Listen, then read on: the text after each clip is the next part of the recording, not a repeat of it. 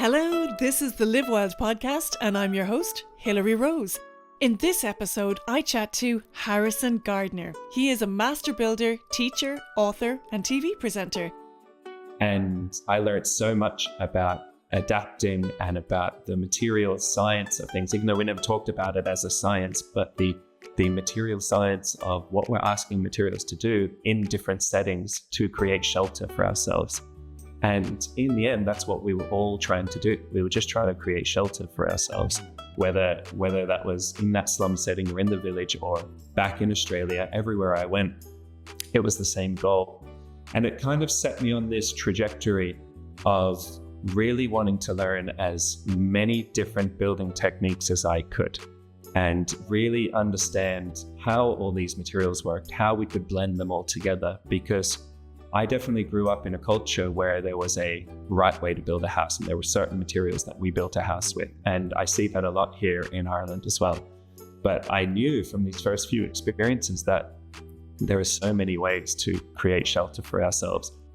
His background is phenomenal. He travelled the world teaching and learning building skills on all sorts of homes in the most random places on earth. But his main focus has always been on sustainability. Here in Ireland, he wrote his book, How to Build Your Own Home, and has a TV show of the same name. So if you're buying a home, building, renovating, or even just wondering where to start, this episode is for you. Harrison Gardner, thank you so much for speaking to me on the Live Wild podcast today. It's such a pleasure to be able to chat to you. So thanks for coming on the show. Thanks so much for having me, Hilary. So you're going to laugh how I discovered you. It wasn't in the conventional sense at all. So I buy a lot of books from Amazon, and you came up as a recommended book on Amazon. I had no idea who you were, no idea what you did. I didn't know that you were based in Ireland. I hadn't seen the TV show, and it came up as the book. And the book is Build Your Own, Use What You Have to Create What You Need. And I thought, oh my God, yeah, this is right up my street. So I bought the book, but I actually bought it. I bought it for a friend of mine. He's a colleague, and we bonded over our joint love of using materials to build what you have. And he created this gorgeous summer home in the UK and, chopping up, old kitchens and using everything. And there's no waste to it. So we bonded over our joint love of this kind of side venture that we both have. And when I got the book, I went, he's not getting this book. It's like and he nearly didn't receive it. He did receive it in the end, but I ended up buying a second copy. So I've bought two copies of your book, and it is Build Your Own, Use What You Have to Create What You Need. And it's such a wonderful book. It's really beautiful. Like, the book in itself it's beautifully photographed, it's beautifully designed, but I suppose aside from that, I mean, the content of what is in it is, I feel, massively empowering and massively important. And I'd like to get into the book a little bit later on, but if we can just backtrack a little bit, I want to ask you, how did you start as a builder? Was it something that was always in you as a kid? Was it passed down through your family, or was it a kind of a needs must situation? Like, what's your career path from start to where you are now, if we can talk about that? Yeah, absolutely.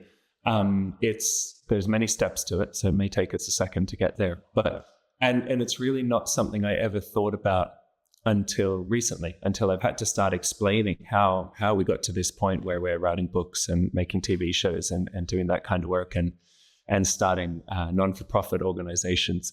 And I guess the way I see it now is that I was really lucky to grow up in a house that my parents were building around me in Australia. Neither of them were builders. My dad worked in IT, but was also a hobbyist in yacht building. And my mum was an accountant. And they decided to build their own house in Australia just as an adventure, as something to do together. And I don't know if it was a marriage saver or a marriage breaker, but they did it for over 10 years. They were building this house, putting all the pieces together, and we would spend every moment of our free time at that house. And so I grew up from the age of about 5 playing in the sand pit, playing with offcuts of wood and metal and different pieces of building material and putting them together and making toys for myself in the beginning. And, we eventually moved into that house about 2 years after it started, and it just kept going. There was 2 bedrooms and 1 bathroom ready for us to use, so we could all move in. And I have 2 older brothers as well, and we were all in the house. And each year we would kind of finish 1 more room, and one of us would suddenly get our own room, or would finish another bathroom, and we wouldn't have to be waiting in the line in the morning anymore. And it just went on. It was very normal for me to be surrounded by building materials in a half-built house. And it wasn't something that stressed my family. It was just totally part of our life and part of growing up. And the house actually never got finished. Kind of inevitably, they ran out of money and they were building as the money came in. But also, once you get in this habit of continuously building your house, it's very hard to ever imagine that it could be finished. When is this house ever going to be at this point that you don't want to change it or adapt it or improve it or do anything to it anymore? So I think it was destined never really to be finished. And I actually ended up finishing it as a 18-year-old so that my mother could sell it. And so when I finally finished the house, we handed the keys over, and we never got to live in that house as its finished form. But I liked that about it. I guess after that, I actually left Australia when I was 18, right after finishing that house. And I went to East Africa. I went to Kenya, and I was working with a few different not-for-profits over there doing building work. And I guess I got into building, sorry, just to backtrack a second. In Australia, I was always either building or making coffee. They were the two kind of very reliable industries when I was a teenager in Australia. And I was in high school, but on the weekends, I was making coffee or I was building, whichever was paying more at the time. And in the evenings, I was always doing up some other job. And I never really had any strong desire to go to university. I just really wanted to travel the world and see what was out there and find some other cultures and some other languages and some other people, because Australia is a really young country and it doesn't have this, Australia that I grew up in doesn't have this deep culture that goes back hundreds or thousands of years. And try as I might, I wasn't that connected with the Aboriginal culture in Australia at the time. So I was very excited to leave and see what else was happening in the rest of the world other than this little island I was on down in the Southern Hemisphere. And so I saved up a lot during my last years of high school. I did my leaving cert, and then I started traveling. And I was meant to be in Kenya for 2 months, and I ended up staying for a year. Doing different building projects and moving from village to village and kind of just picking up different skills along the way. And then I came back to Australia and experienced some very intense reverse culture shock. Didn't want to be there at all. So I jumped on a plane to India for, again, what was meant to be a 2-month trip. And I was there for 2 years. I ended up meeting with some really brilliant people who were managing a non-for-profit there, who were just doing really amazing work, really community responsive work. They were responding to whatever the community needed. And I was given the freedom to consult with the community, talk about what we needed, recruit builders from the community and build structures with them. And I definitely thought that I was going there to teach them how to build, show them my Western building techniques and how fast we are at building and how efficiently we can do it and potentially how cheaply we can do it. And in both of those experiences, in both Kenya and India, though they were very different, in Kenya, I was out in villages, and in India, I was in the slum in the middle of the city. I really learned what really being a builder means. And the Western version of building suddenly just looks like Lego or IKEA when you compare it to cultures that have grown up building with literally whatever they can see around them, whatever they can find, whether that's trees or whether that's trash or whether that's mud, whatever it is, right? Learning to create structure and shelter out of these things that are literally surrounding us. And I learned so much about adapting and about the material science of things, even though we never talked about it as a science, but the material science of what we're asking materials to do in different settings to create shelter for ourselves. And in the end, that's what we were all trying to do. We were just trying to create shelter for ourselves, whether that was in that slum setting or in the village or back in Australia. Everywhere I went, it was the same goal. And it kind of set me on this trajectory of really wanting to learn as many different building techniques as I could, and really understand how all these materials worked, how we could blend them all together. Because I definitely grew up in a culture where there was a right way to build a house, and there were certain materials that we built a house with. And I see that a lot here in Ireland as well. But I knew from these first few experiences that there are so many ways to create shelter for ourselves. And there's so many opportunities to mix these things together, to mix these different skill sets or these different methodologies of building together and create these hybrid houses. And I spent the next 8 years traveling around the world, building different kinds of buildings, going to organizations, learning how to do timber frame building out of roundwood logs, learning how to build with straw bale or cob or whatever it might be. And then I ended up in Argentina learning from a group called Earthship Biotecture. And Earthship Biotecture are a company based in the States who build off-grid passive houses. Passive in the sense that they don't require any additional heating to keep them warm. So they're designed and oriented exactly towards the sun to capture as much potential free heat that comes from the sun and to store it in the house. Wow. They also happen to build with trash. So we were building these houses out of car tires, out of wine bottles, out of beer cans, out of whatever we could materials, a lot of glass and steel and timber and whatever else we needed to use.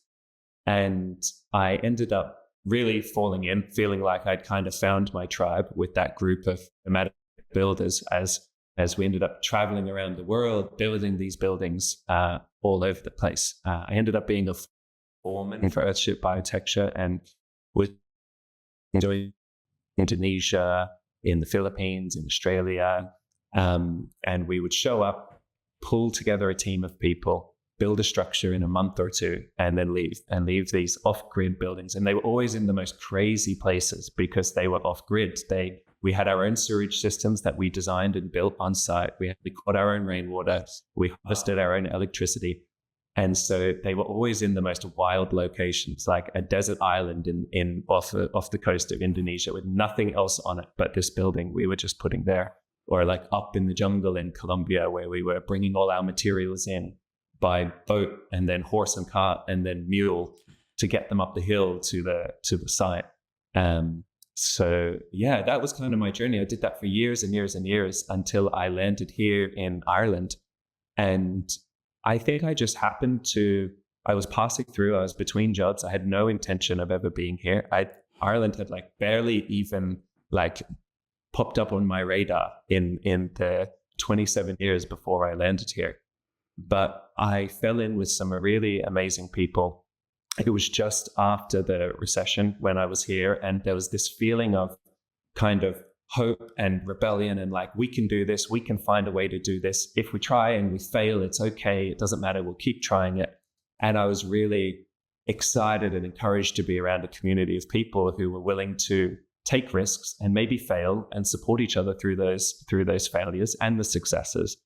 And so I had a kind of a very skewed first 6 months in Ireland, where I spent 3 months in Dublin 8 renovating a building next door to this gorgeous cafe called the Fumbally Cafe. Oh yeah, of course, I know it well. Yeah. Yeah. And so the Stables building next door to the Fumbally, that was my first home in Dublin. So that was a construction site when I landed in Dublin, and I met Aisling and Luca, who run the Fumbally. And I offered to help renovate that building for them if I could build a tiny little bedroom for myself upstairs and if I could eat next door in the Fumbally. And they said yes. And so my secret bedroom is still there up in the roof of the Stables. Wow. If you ever need a place to crash. And Amazing. Yeah, thank you. and then I traveled across to Connemara, and I worked with these two amazing chefs, Katie Sanderson and Jasper O'Connor, who now have this condiment called white now soup, the peanut rayu spicy sauce Oh that we yeah. Oh see. my God, it's Yeah, amazing. Okay, you're so connected. yeah, yeah. But I just by accident, but totally that's why I ended up staying here. But they were running a pop-up restaurant out in Cleggan in Connemara, like end of the west of Connemara. And my job for them that summer was to swim down and collect seaweed so that we could roast a lamb underground and then invent a new gin and tonic flavor every single night. And so Oh I had this my delusional idea of what life in Ireland was like. I got to eat in the Fumbly every day. I got to swim for kelp out in Connemara. And so obviously I kept coming back. And yeah. now I'm very much living here. I have a wife. I have two gorgeous little girls. Congratulations. And yeah, this is totally home now. But that was never the intention. I kind of just got, I fell in love with what was going on here at the time. I feel like Ireland just embraced you and was like, right, you're not leaving. Yeah, Let's send all totally. the people his way to make him stay. That's Yeah, phenomenal. That's such a gorgeous story. And yeah, it's interesting when you said you had this delusional idea of what Ireland is, but it's not, because you did it, And it's like, yeah, again, it's about having that kind of openness and curiosity to think outside the box, which I think is so interesting when I talk to people like you. And it's really inspiring, not just for myself, but I'd imagine for people listening to go, God, there's a different way to live, with a little bit of, yeah, like I said, curiosity and willingness. Um, so there's like, when I looked at the book, there was the word that kept coming to me when I looked at the book was empowerment and self-empowerment. And I, like you, witnessed my parents build many homes over the years. I witnessed them build, dry stone. I watched my dad like build a dry stone wall with his hands. And my mom was really great. She was like, always painting or making curtains or bedspreads or making our clothes or doing the garden. And, I watched my dad like take down scaffolding in a storm, all this kind of stuff. And it really, really imprinted on me this ability and this self-belief that was handed down. And a lot of it was because of economic circumstances as well. Like you said, you had a certain amount of money and you had to make it work. So it was a needs must scenario. But it really imprinted on me this way of being that you could do it yourself. And I was lucky enough that myself and my husband is well up for adventures and renovations as well. And we renovated many houses over the years. And literally like on the TV show that I was watching last night, which is based on the book, I'd imagine we'll get into that in a while, like taking a hammer and knocking down walls and ripping up floorboards and stripping it back to the bare bones and seeing what the house is actually made of. And to see what it's made of is amazing as well, particularly when they're older houses. Um, in generations gone by, it was just a given that was done. Do you feel like this generation has lost that? And if so, why? And what can we do to change it in the current generation? yeah, absolutely. Yes, I think this generation has totally lost the instinctual understanding of how buildings go together.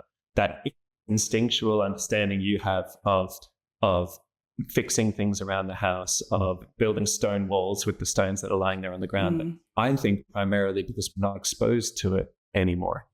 We entered, it was probably 4 generations ago, when we really entered this heavy trajectory towards specializing in one thing and not doing anything else. We become specialists in one field. We become really, really good at it. We slot into the machine perfectly. We help society run really well. And there are other people who do other jobs that fill all the other needs in our life. And what we're feeling now with housing crises and cost of living crisis and all these things that are going on is that we're suddenly realizing what we gave away by giving away a more general understanding of how the things in our life work. And That goes from cooking our own food to fixing things that break in our houses to mending our own clothing. Whatever it is that we are paying huge amounts of money for someone else to do for us right now, we used to do it ourselves. Yeah. And so there's this cultural thing that we've lost. There's this hand down from generation to generation that wasn't always our parents sitting down and giving us a lesson on, this is how you build a roof, this is how you attach it to a building. It was much more casual and subliminal than that. We learned how buildings work because our parents built those buildings and we just happened to be around them. Like, my daughter absolutely knows how to build a wall and how to build a structure because she sits there playing with her toys in the middle of the construction site while I'm doing it. And she asks questions and she builds her own tiny version out of them, sticks and whatever. And she knows. She's 2 years old. Well, she's 3 years old, sorry. But she absolutely already has a really solid understanding of that behind the surface that you see on the wall, there's a structure. And within that structure, there might be pipes and wires. And behind that structure, there's something else. And that's so much more than so many people who are our age right now in Ireland understand about their own houses, because we're surrounded by this. We're surrounded by perfect white walls that we can't see any of the structure. We can't see any of the story of how that building was built. And I guess that's the point that I'm trying to get to there, is that it's not just the knowledge transfer that we lost, but we lost the vernacular or the culture of the type of buildings that we could see and that we could easily fix and maintain. We used to design the structures in a way that it would be very easy to fix them when something went wrong. Now we design structures in a way that you would never even assume that someone built it. You know, it's so perfect and white and seamless, which is the aesthetic that we're going for so often. But for someone who has ever built a building before, there's nothing to learn by walking into a space like that, unfortunately. And there's some settings where that is needed and has a real strong purpose. If we think of art galleries or museums where we're trying to draw our focus to something else in the structure. But in our day-to-day life and in our homes, where we're losing this subliminal learning that used to happen automatically. And now we're having to go and actively try to learn these things or pay someone else to do them for us. Yeah. And I think like, not only that, it's almost like there's a lost appreciation of the craftsmanship and the time. It's a slow build and a slow process. Like the wall literally behind the computer here, I changed this house around only recently, parts of it, that is. And this house was built in 1856. And to take down the plaster and see what the walls were actually built of was just phenomenal. And there's little stud walls. I took pictures of it because I wanted to hang on to it to show the kids and stuff. There's little stud walls that are built using birch, strips of birch that were just, hand tapped in. And every stud wall in this house is, apart from the new one behind me, is built of this hand tapped birch. And just to think of the process of that, like these tiny little strips of birch that were obviously dried and everything else. And then rather than putting up these massive slabs straight away, which is the quick fix, and I'm sure there's pros and cons to both those things. But I think to add to what you're saying, it's like a lost appreciation for craftsmanship as well as everything else, Yeah. And then it's also, the lost appreciation for craftsmanship. It's sometimes dangerous for us to go too far down that route, because then we say we'll only try it if we can be a specialist in it, if we can do it perfectly. If I can do timber framing as well as the person I follow on Instagram does timber framing. And that's a barrier just as much as not ever being exposed to this stuff is. If we're only willing to try something, if we're going to be the best at it or totally get it perfect every time, then we're never learning. We're never allowing the culture of learning, making mistakes, getting better and improving. And it's really dangerous to only be willing to try these things if we think we're going to succeed at them first go. I couldn't agree more. I'm going through that as an overall learning curve in my life at the moment. And like I'm 43 and I'm just coming to that. And it's like we spoke at before we started recording this podcast, is like, I don't know where this is leading to. This, when you kind of come up with an idea, it's like, a construction or, an idea for a building or for whatever you want to do. It kind of evolves as it goes, Indeed. and that's the beauty of it. And like you said, that's where the true learning comes from. And people get involved and it morphs into something else, which is really wonderful. Can we Yeah. talk about the TV series for a moment? So there's an amazing RTE TV series called Build Your Own Home. Was it based on the book? Did the book come first or the TV series? Which came first? Yeah, it's funny. The thing that actually came before both of those things was a program called Build School that I started running from my living room about 5 years ago. And that was basically that 6 people had reached out to me, all telling me a story of that they couldn't afford to have someone else build their home, and that they wondered if I could teach them something about how to start fixing and renovating things around their own home. So I was just about to, with my wife, we were just about to have our first daughter, and I was ready to stop traveling around the world building for Earthships, and I wanted to be here based in Ireland. And so I ran a week-long program for these 6 people. We sat around my breakfast table every morning and talked about structures. And then in the afternoons, we went and we built a cabin from start to finish in a week together. Wow. And that was a really fun week. It went pretty well. We were feeding them breakfast, lunch, and dinner. Everyone was camping in the backyard. It was all a bit chaotic, but it worked really well. And those people told some other people, and the next time we put it on, there were 20 people there. And it was busy and it was moving fast, and I needed to call in some friends to come and help instruct with me and help teach everyone with me. And then it got up to 25 and up to 30. And then we were starting to run them back to back. We would run 2 weeks straight with 30 people on them each week, which has now evolved into a social enterprise that we now run with my co-founder, Fionn, my wife, Erin, who's also a co-founder, and another co-founder of ours, Spider Hickman.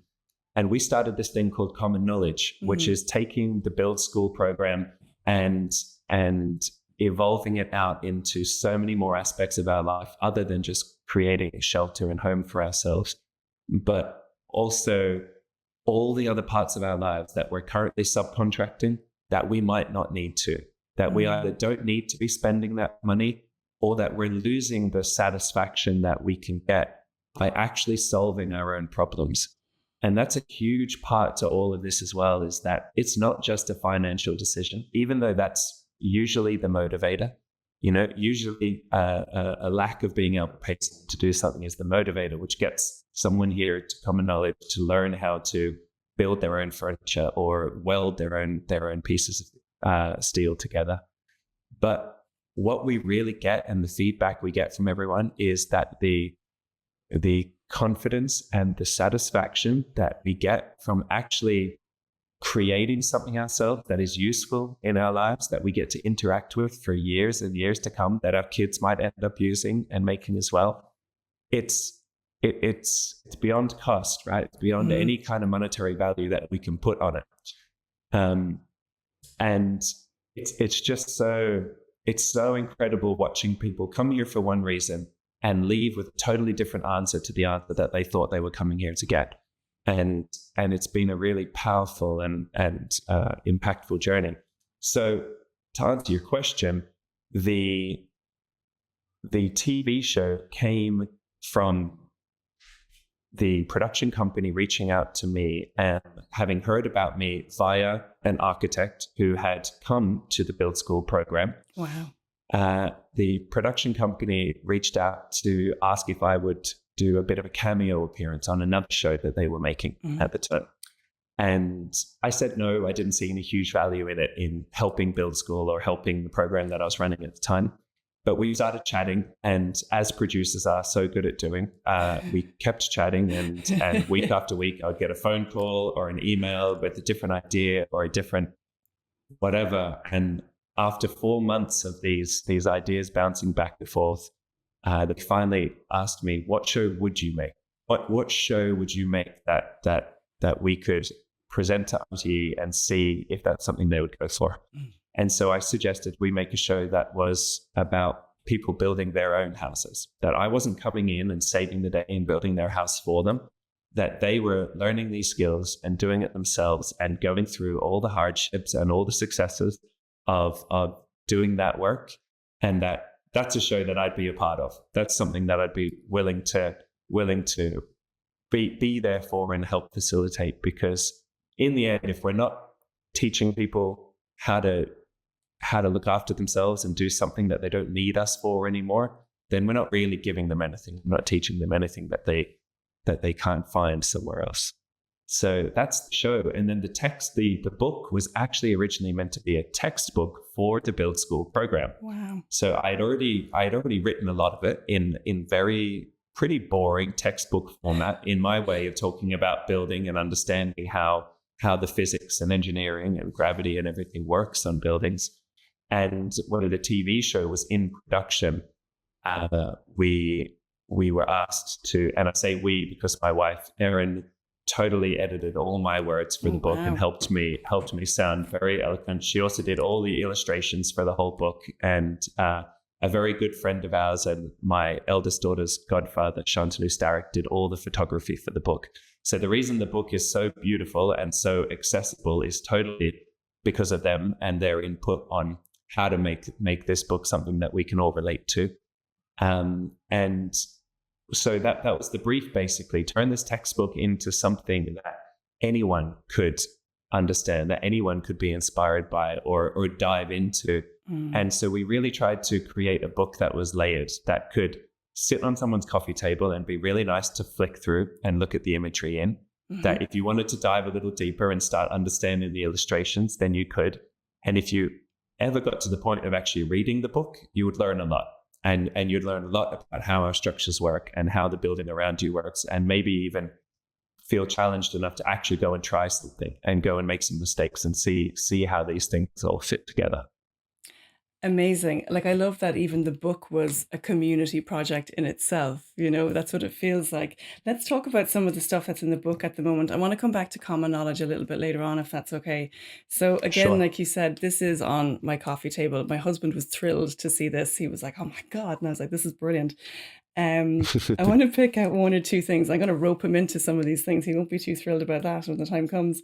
But one of the things that really caught my eye, and it's something that I want to try at some point, I don't know if I currently have the back for it, but I should do at some point, is tire pounding. So can you talk us through that? Yeah. That really caught my imagination. So this is like, tire pounding is a technique that you use to build retaining walls, which I do need in a piece of land at some point. And all you use is disposed car tires, cardboard, sledgehammer, shovel, bucket, plenty of earth, and a spirit level. Can you just give an example of how you can use this? We might look at something else as well, but it'll give people an idea of what's actually in the book. Yeah, of course. You know, so the tire pounding is a technique that I learned at Earthship Biotecture, who I mentioned earlier, who I worked for years. And we would use the tires to build retaining walls that were also houses, that were also homes. Wow. And we use them because they are, at this point in time, almost a natural material. They're so abundant. They are everywhere in the world. They're everywhere that we go. We have these discarded rubber wheels that we have no idea what to do with. As the community in the world, as we try to figure out how to recycle and repurpose everything, the two things that we do with car tires is we sometimes shred them and make that kind of bouncy ground you find in children's playgrounds. And we burn them to cook cement, which, as you can imagine, is a pretty wild and intense process. Even with those two processes underway, there are literal mountains and mountains of tires all over the world. Some of them are under the ocean. Some of them are above ground. There's places you can go on the planet where you can stand and look in 360 degrees all around you and see nothing but car tires. And so if you were to arrive here today on planet Earth and try and decide what you're going to build your house with, this is one of the materials that is absolutely abundantly available. It also happens to be totally over-engineered for the job we're asking it to do here in a building. Right? We designed car tires to be able to get very, very hot, to carry tons of weight, to travel at hundreds of kilometers an hour, and to last a year or two doing those three things. So when we lay them down on the ground and fill them with earth, and they just need to sit there, it's really over-engineered for the task that we're asking them to do. And if we were producing car tires as building materials, they would probably be one of the most expensive building materials we could ever choose to build with.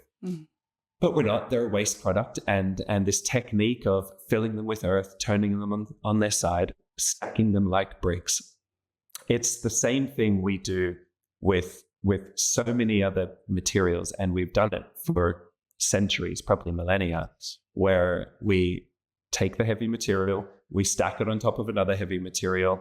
If it's a little unstable, then we lean it against an earthen wall, or we lean it against something else to hold it up. And we can just build. We can build and build and build. And we spent years, I spent 7 years with Ursha Biotecture creating homes out of car tires. And they worked perfectly. They didn't cost us a cent to build. The earth was right there on site. The car tires were always available free. It's harder in Ireland to get car tires than it ever was. And all over the world, there's stricter measures coming down on actually sourcing them. Okay. But the architect who started Ursha Biotecture, his name's Michael Reynolds, he spent years and years getting those tires engineer approved, and that building method engineer approved, and proving that it was a viable, sustainable alternative to whatever else we were choosing to build at the time.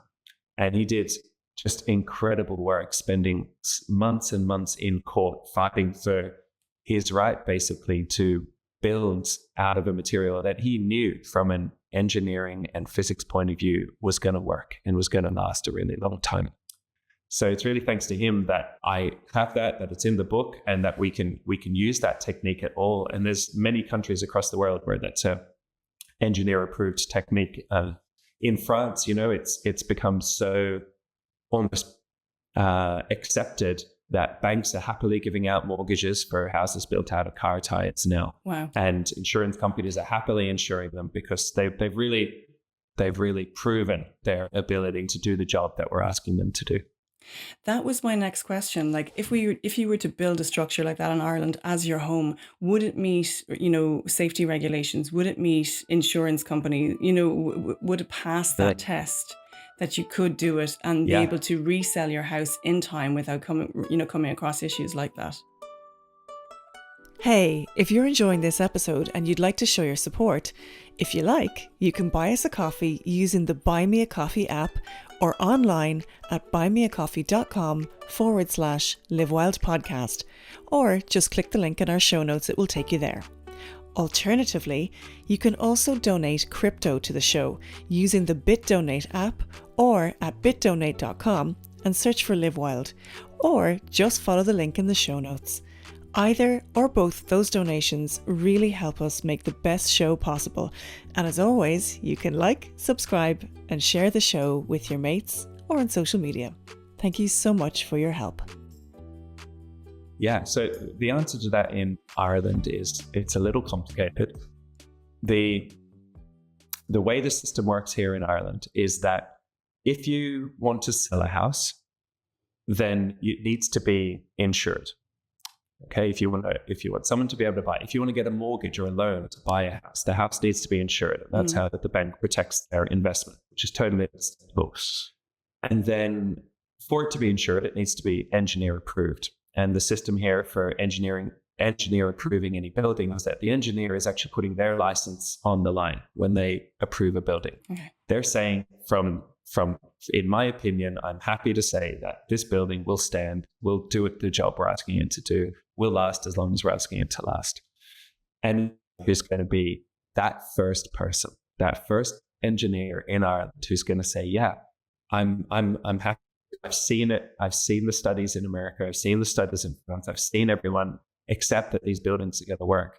The only blocker right now in Ireland is finding that one person to come along and say, yeah, let's do it. Let's build the first Earthship here in Ireland. Let's build the first building out of tires here in Ireland, and prove that we can do it here and that it's a viable, economical, ecological solution for building houses.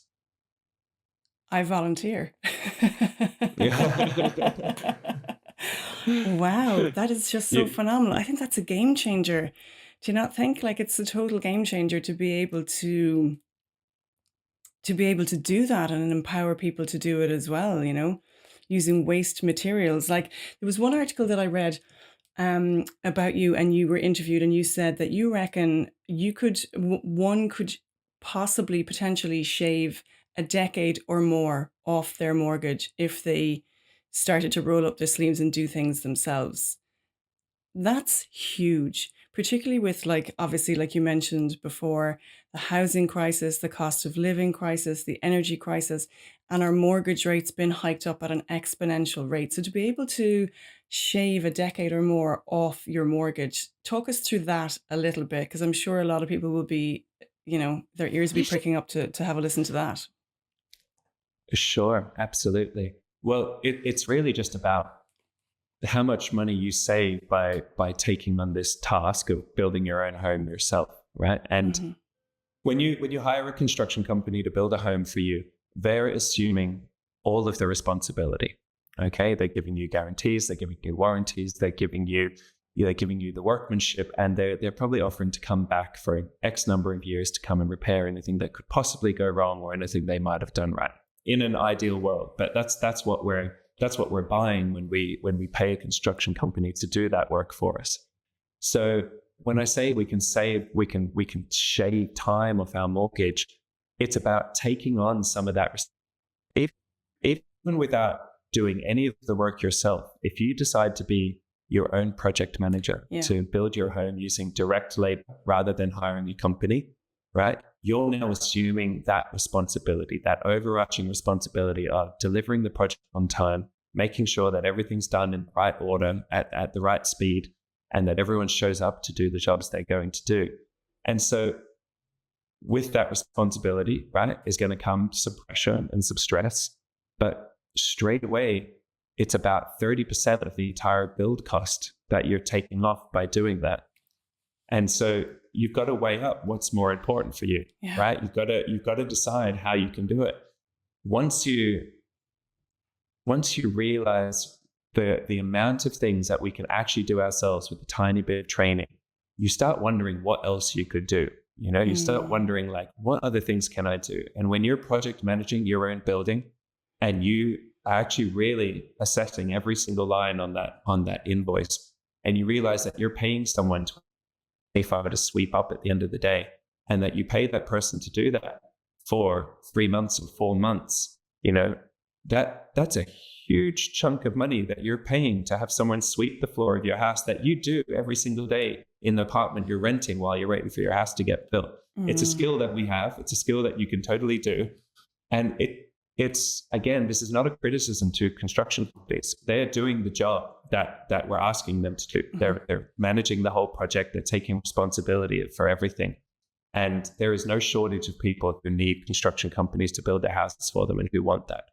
But more and more, as this housing crisis goes on, people are realizing that they can't afford that. They can't access that luxury now of having someone else build their home for them. And so the houses they thought they were going to be able to buy are no longer there. The 150 grand that they've been saving, that they've got ready to buy their first home, is actually only buying them a stone ruin in the countryside. It's not buying them a finished house ready to move into. And we have to very quickly reassess how we're going to approach a project like that and how we're going to turn it into shelter. And we might need to adjust our expectations of what that house is going to look like over the next 5 years, what moment we're going to move into it, so we can stop paying rent in one place and really focus all that energy and extra time and investment into the new project. There's so many things to weigh up in that whole process, but without a doubt, taking on as much of your own project as possible, even without learning any new skills, is going to start saving you money and can make the difference between a 500,000 or 600,000 euro mortgage and a 400,000 euro mortgage or a 350,000 euro mortgage. Absolutely. And so what would you say to people that are at the brink of this, that are just about to step into this market, just about to step into this endeavor? And let's tie it in with what you offer and the Common Knowledge website, which is amazing. I had a look at it last night. And there's all these building courses that are offered there. Like, what would you say to people who are just about to do it?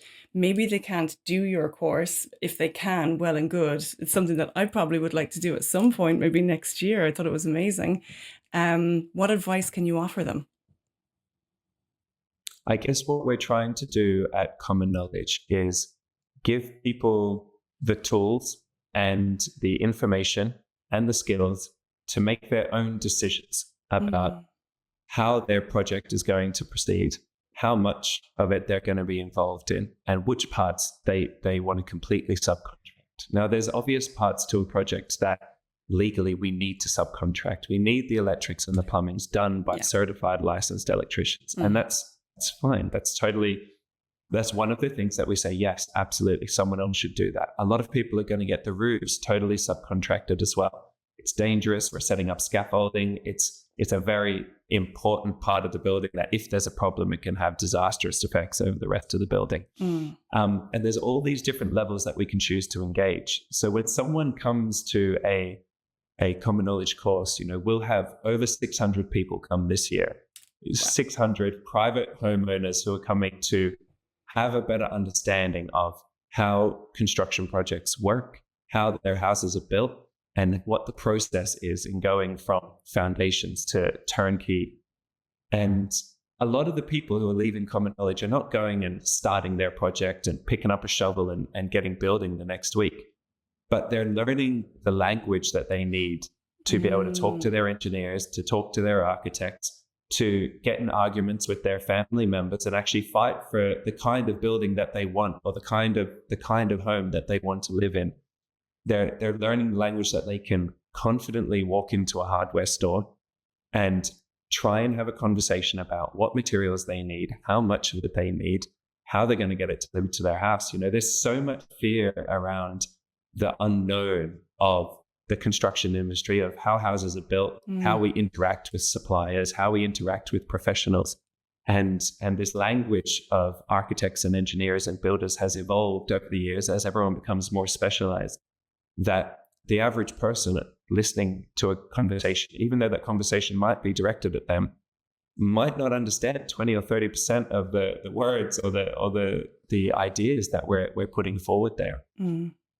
That's probably about 50% of the people who are coming to Common Knowledge. They're not leaving and doing the work themselves, but they're leaving with the confidence to really have a say and voice their opinion on the kind of home that they want to live in and how they want this project to go forward. The next kind of step in the people that are coming to learn from us is that they're going with the direct labor approach, and they are doing as much of the grunt work as they can, right? They're the ones sweeping the floors. They're the ones putting the airtight tape all over the house. They're installing the gyprock or the plasterboard or the OSB. They're doing as many different parts of this project as they can. They're doing the insulation, because in the end, no one is ever going to insulate your house as well as you are. Nobody cares as much as you do about making sure that house is as warm as possible, because they're not going to be in it in January waiting for the storms to blow over. And then there's the last kind of 10% of people who are coming through are actually going whole hog, like the people on the TV show, and building their own houses pretty much from start to finish, with just pulling in the contractors when they need them, but doing every bit of the work themselves. That's phenomenal. And I suppose when you talk about the courses as well, I'm presuming there are people out there who, well, I would say it's probably, this is guesswork, but I'd say it's not just males. I'd say there's a lot of females coming on the course as well. And I'd also imagine there's probably people who want to get a start as a builder, as a career, having a career as a builder as well. So it's not just people trying to salvage their own houses or renovate or their own lifestyle, but maybe they want to start a career. Are they coming to you as well? Yeah, I guess the split is it's over 50% female, the people who come to us, right? And what we're seeing, and there's a good percentage, is like 5 to 10% of people who fit into the LGBTQ category as well, who are coming, who've been told their whole life, this is females or queer people or people who are overweight or anything, any demographic you want to put on someone who their whole life have been told that you can't be a builder, you can't do this job that you're meant to do.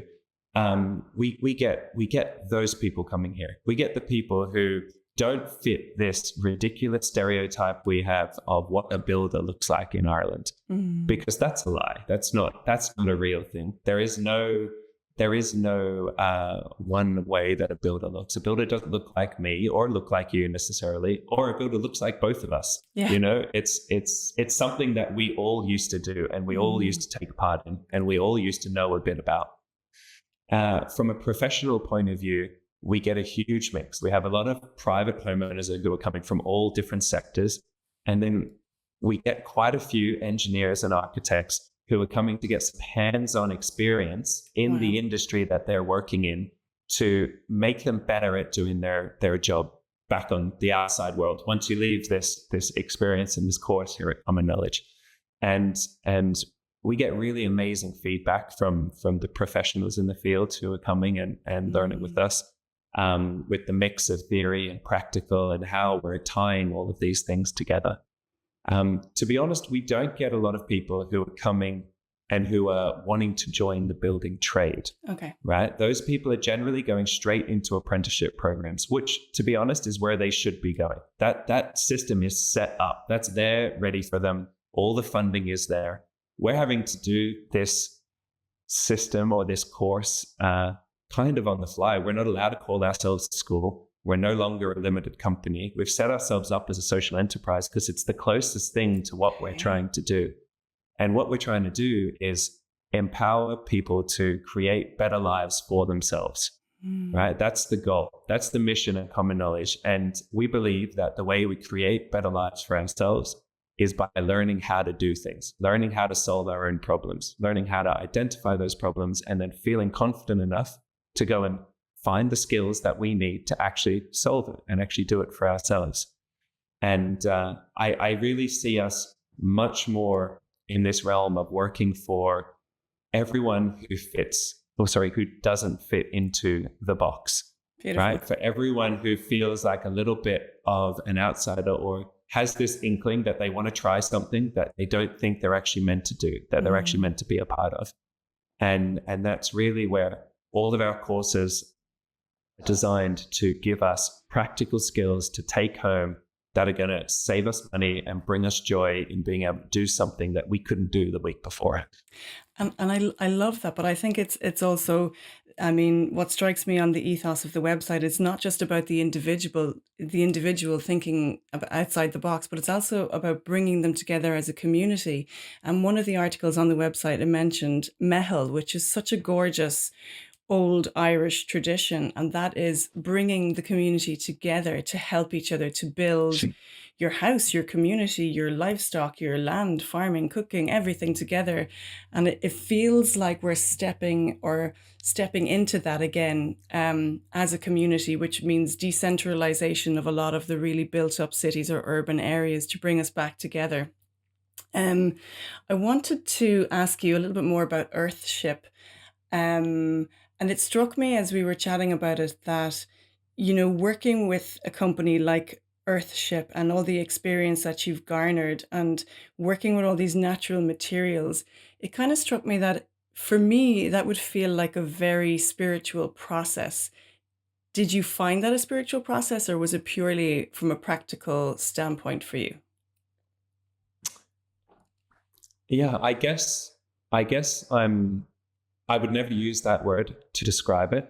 right? I would, but it's much more than practical, right? It's a value, it's an ethos, it's a way of looking at the world. And I learned pretty early on that the people I'm closest to in the world are the people that I've created something with, that I've worked next to, that I've kind of worked side by side with and built something and worked on something and in a way shared a value with. You know, we're both literally pouring our sweat and energy and effort into creating a building out of garbage, or building a building out of straw bales, or creating a home for someone who doesn't have a home, or a school for kids who are learning under a tree, or whatever it is. They're the relationships that have stuck with me my whole life. They're not transactional. They're not exchanges, right? We're heading in the same direction, and we're like creating the road that we're going to walk on together. And that's definitely been the journey always for me. They're the relationships and the experiences that I've sought out. There's no predetermined path for any of this stuff that you know I've been working on all these years. I've been trying to find it and find the people who can help create it as we go on. And that goes right back to when I was 18 or 19 and in India and meeting people who were just doing things differently. And I was always attracted to those people who just stood out from the crowd, not because they were the loudest and not because they were the most elegant or whatever it was, but the people who seemed to have the same issue with doing something just because it's the way we do it, right? The people who questioned almost everything. And I think I've ended up in this place where I'm surrounded by very close friends in my world who question the normal constantly. We question the things that we consider normal, and we question why we consider that normal. Why is it normal to work a certain way? Why is it normal to talk to each other in a certain way? Why is it normal to interrupt each other every time I'm trying to have a conversation or whatever it is? And when you find yourself next to people who are always questioning, you find yourself next to people who are always open to being wrong, open to learning new ideas and new systems. And while I wouldn't personally call any of that stuff spiritual, it's definitely my version of that. It's my version of believing in people and believing in our ability to create a better world and a better place for each other, simply because it's the right thing to do, because it feels good, because it's a happier existence. And for no other reason than that. Like, let's just have good lives and let's do the things that help us have good lives. Yeah. Here. Absolutely. You have the book, you have the TV series, you have your Common Knowledge project. I'm going to ask you what's next for you. But before I do that, I'm going to plant a seed. Okay. And I think that seed should be possibly working with government policymakers, possibly working with On Board Planola, working with these people that we can make changes from the ground up. I'll just leave that with you, that you can go into government and do that. But I will come back to the question, what's next for you, Harrison? Our not-for-profit Common Knowledge is just a baby still. You know, we're a year and a half old. We are moving very, very quickly. Wow. We have just gone sale agreed on 50 acres of land in the Burren, where we are transforming what was an old retreat center into the Center for Sustainable Living, for people to come and learn all these skills and be a part of a community of people who are really looking for solutions rather than just talking about the problems. And the next year of my life definitely is going to be raising the funds to complete the purchase of this incredible site. And we're doing that through a variety of different ways. We have this community bond scheme that we've come up with that we're sending out to the community now. We're talking to banks and lenders. We're going out to the community and finding different ways to do it as a community, as a group, because there's no way that we can do it on our own. And so for the next 1 to 2 years, it's securing Common Knowledge and creating a really firm foundation for Common Knowledge to keep growing and to become a real place. It's been an idea for so long. It's been it's been the idea of Build School and the idea of Common Knowledge was this mobile floating thing where we went from site to site and helped where we could and taught each other. And that really suited who I was before. You know, I didn't have a home for over 10 years. I never paid rent. I never had a home. I rarely knew where I was going to sleep the next month. And that kind of having this idea of the Build School and the Common Knowledge that was always moving as well, totally felt natural and normal to me. But now that I'm settled here in Ireland, I'm just 20 minutes away from here. I have my little home and I have my little family, and we're feeling the benefit of being settled and having access to a community and having access to people who can help us out when we need help, who we can go to and celebrate when things go well, but also go for company when things go badly. I think Common Knowledge needs that community as well. It needs that support as much as it needs to give that support. You know, we need the non-for-profit to be surrounded by people who believe in it as much as we do, that can help create the path forward. And there's so many directions that Common Knowledge could go into. It has the potential to grow into the policy-making thing that you were just talking about. Yeah. But to be honest, for me, like my passion is always going to be with working with an individual who's just trying to create home for themselves and their family and the people that they love. And until that is almost totally dealt with, I can't take on those big ideas. But there's other people who will. Yes. There's other people. There's people here at Common Knowledge who can fight those fights and who will go and fight those fights. But I think for me personally on my journey, it's really about meeting someone on Monday morning who has never touched a hammer before in their life. And then on Friday afternoon, they feel confident enough to go and try and build their own shelter and create a space for themselves. And obviously that's the reward for me, but that's the reason, you know, that's the motivation to keep doing it.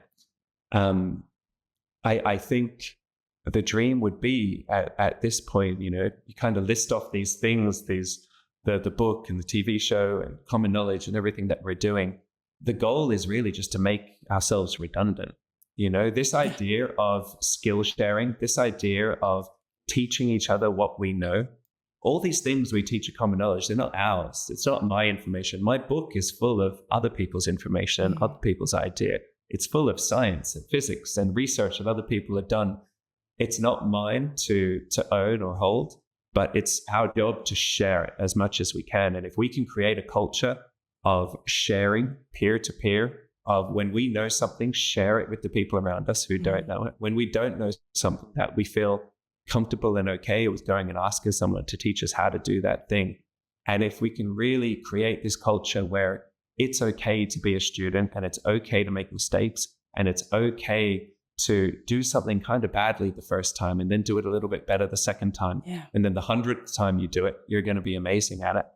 And if we can really create this culture where it's okay to go through those processes together, then we've kind of done our job, and Common Knowledge can just dissolve and maybe become this policy thing that you're talking about there. And that as communities, we're just doing it naturally. We're helping each other. We're opening up doors to each other, and we're creating opportunities to learn and share and exchange and make all of our lives better at the same time. An ethos to live by, I think. Absolutely. So I wish you the very best of luck in that. But before we wrap up, I have a little Live Wild quick fire round that I want to throw a couple of questions at you. So they're just a bit of fun, bit of crack that I ask everybody at the end of the interview. So here's yours. Okay, this is the Live Wild quick fire round. So what is your favorite material to work with and why? When I originally came to Ireland, the reason that I was so romanced by this little cottage that I found out here in Clare is that I had never built with stone before, and I'd never built with lime before. And everyone was calling these things ruins, but to me, they may as well have been castles. You know, these were buildings that have been here for 300 years, right? That are still standing with almost no intervention. Like, to me, these homeowners and these farmers were as master craftsmen as any other person out there in the world. And the real motivation when I first bought that little cottage was to learn how to build with stone and learn how to work with lime. These two materials that are totally vernacular and part of the history and part of the culture here in Ireland. And so right now, at this point in my life, stone and lime are really exciting materials to be working with and to be learning about, and then learning about all of the materials, all the new inventions that we're coming up with that are compatible with them, that are good companion products to work with them. Because we also have a history of mixing the wrong materials with the natural materials that we've always used here. So there's a lot going on there for me with stone and lime and the new materials that we're coming out with too, that can really help keep these buildings alive, because I really want to see all these stone cottages become homes again. Yeah. Right. That's what needs to happen. They're there. They're already existing. And it's not just about cost or effort or energy. Like it's Ireland's history. It's every county's history is in those buildings and the way we used them before. Absolutely. So I really want to see them. Yeah. I mean, I've stood in a few of them. I have one on a piece of land, and I reckon it was probably maybe a famine cottage. It was built hundreds of years ago. And I stood in it in the middle of a storm one day, and there's holes in the wall, and there's part of the roof has come down, but you couldn't feel a thing. It was perfectly dry. It was, and this was like a storm front that was coming in, really, really coming in. It was, and it was really peaceful as well to stand in it. I was like, oh, this is amazing, So yeah, I understand your love of limestone, certainly. What do you stand for? I know that we've covered a lot of it already, but in a succinct way, what would you say? What do you stand for? I really believe in people. I believe in our ability to learn and to evolve and to solve problems. And I don't think there is a person out there who isn't able to do that, who doesn't have the potential to do that. And it's only because we've been told that we're not meant to be the one solving that problem, that problem's actually meant to be solved for us, that we end up in the place that we are. All the work, all the building, all the everything. It's not because I'm obsessed with buildings. It's because I'm obsessed with people. I'm obsessed with people being able to survive, to create their own shelter, to grow their own food, cook their own food, to look after their neighbors, to do the things we need to do that got us this far, and to bring us back together. We don't have to live right next door to each other to care about each other. We can live dispersed amongst the countryside and still look out for each other and still care about each other's well-being and welfare. And so if I'm to stand for something, it's that I think we don't give people, everyday people, enough credit for being able to learn and solve their own problems. And then we don't give them enough opportunity to do it. We create these structures that remove opportunity. And that's the worst thing that we can ever do. It's not only dissuading people from trying to solve these problems, but sometimes we make it illegal for them to try and solve those problems. Agreed. And that's kind of heartbreaking. And so I guess that's what I stand for. I stand for people being given the opportunity to solve their own problems in whatever capacity they want to. Beautiful. If you were to distill yourself down to an essence or an element, what would it be? Oh, wow. Maybe the ocean. That's a big one. But nice. I grew up next to the ocean in Australia. I grew up in the ocean every day. It was a big part of the reason I ended up in County Clare, right next to the ocean here near Lahinch. And I think there's this kind of power and assuredness about what the ocean is doing and its purpose and its intention, while at the same time being totally malleable and agile to things changing or anything else coming in and interrupting that flow. And sometimes it feels like the ocean is wearing those things down, and it might over time, but in that instance, when you introduce something into its path, it's agile, it moves around it. Sometimes it picks it up and carries it. Sometimes it turns around and goes the other way.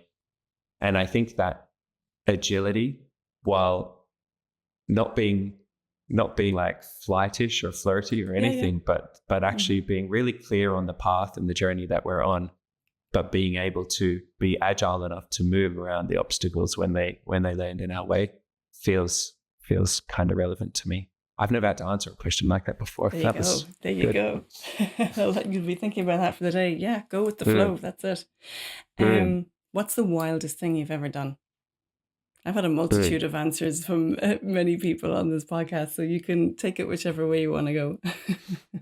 Yeah, there's obviously so many directions we could go with that.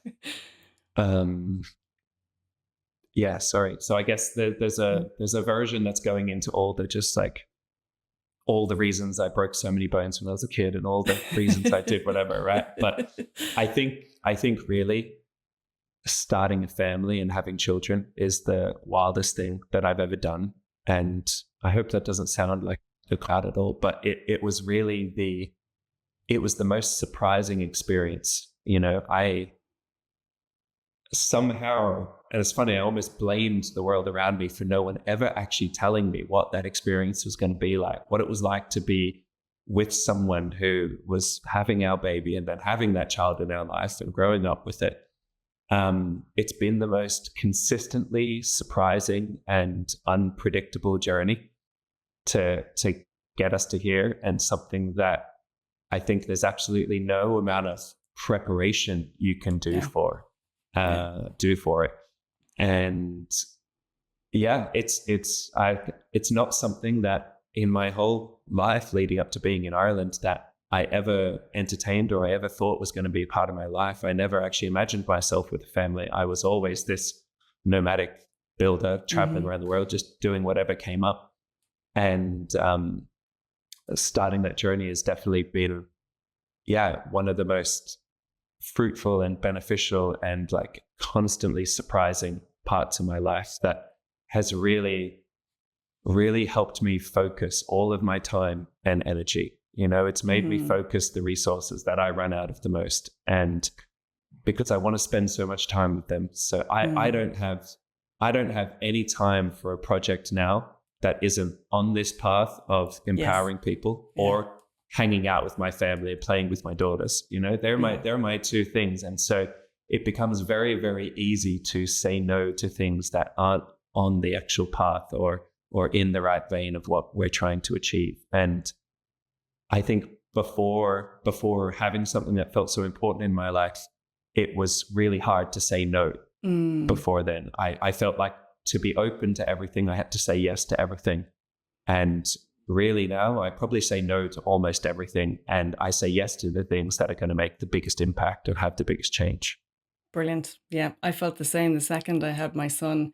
Like you said, it was just so easy to say no to everything from then on, because like, no, this is the life path, or this is how I have to compartmentalize things now. So, this is where we're going, The last question is, what's the one thing that you do every single day that helps you live wild and free? I already had my answer halfway through and then realized it's not actually something that helps me live wild and free. Or maybe it is, I don't know. So like I said, I used to work in construction and coffee. They were my two things, and I was really doing them simultaneously. And I actually went quite a long way down the coffee route. I was farming coffee, I was roasting coffee, I was in the Philippines trying to help set up supply chains between the Philippines and Australia for a specialty coffee. I went quite deep into this very nerdy world of making coffee.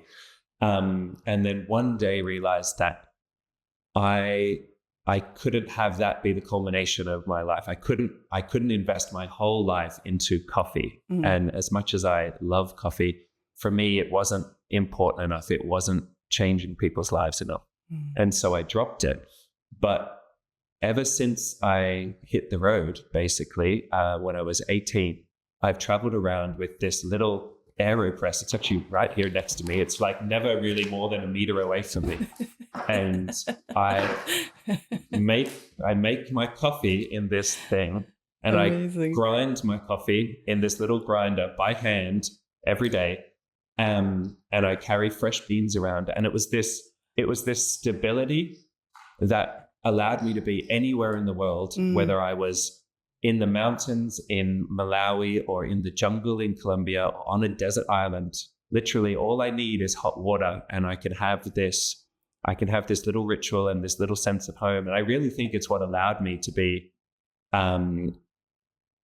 homeless is the wrong word. It was chosen homelessness, that allowed me to travel and not be worried about where I was going to be, because it actually didn't matter where I woke up. I was going to be able to have a delicious coffee. And it was this little moment of meditation and the process of making the coffee and drinking the coffee that has always been really important to me.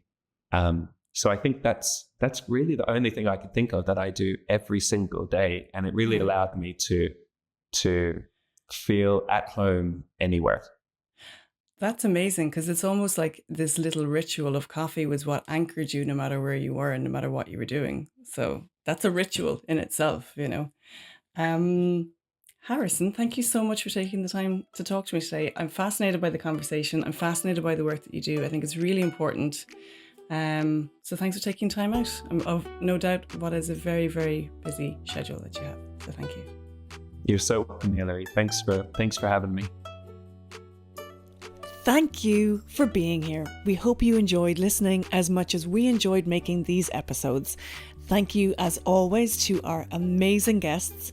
A special thank you to Aoife McNamara, my co-producer extraordinaire from Imagine Media. Please like, share, subscribe, and rate us. It all really helps. And remember, this content is for education and entertainment purposes. In short, it's not gospel. I always say, take what resonates with you and leave the rest. Always question everything and do your own research.